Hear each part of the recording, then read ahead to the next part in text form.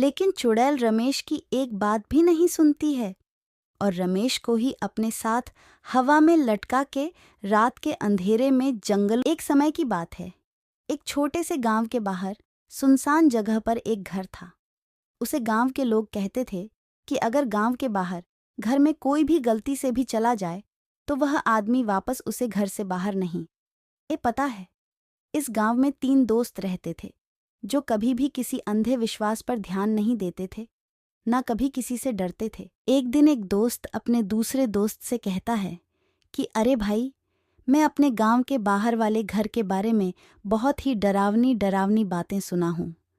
क्यों ना हम दोनों आज रात को उस घर के पास जाकर उस घर का राज जाने। तो तू क्या कहता है दोस्त?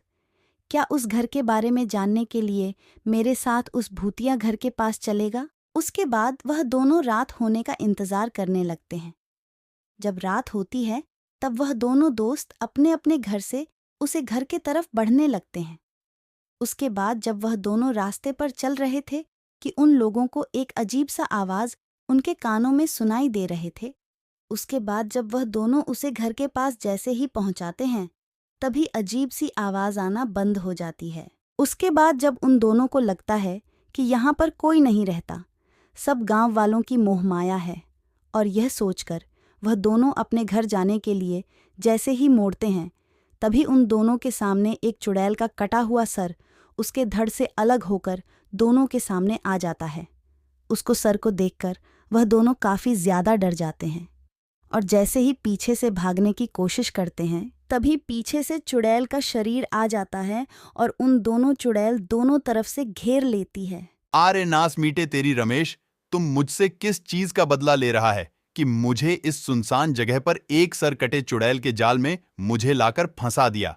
आज मैं तेरी बातों में न आता तो मैं सो रहा होता। अपने घर नास मीटे तेरा, मैं इस चुड़ैल के हाथों नहीं मरना चाहता।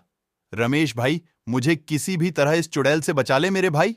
रमेश और उसका दोस्त आपस में बात कर ही रहे थे कि चुड़ैल का सर उसके धड़ से जुड़ जाता है और उन दोनों को मारने के लिए उन लोगों के नजदीक जाने लगती है। चुड़ैल जी, हम दोनों को आज भर जाने दो। दोबारा कभी भी नहीं। हम तुम्हारे घर के आसपास भी नहीं भटकेंगे।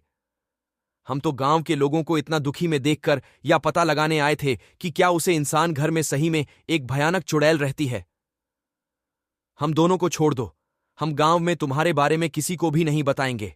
लेकिन चुड़ैल रमेश की एक बात भी नहीं सुनती है और रमेश को ही अपने साथ हवा में लटका के रात के अंधेरे में जंगलों में लेकर चल जाती है और उसका दोस्त वहीं पर देखता रह जाता है।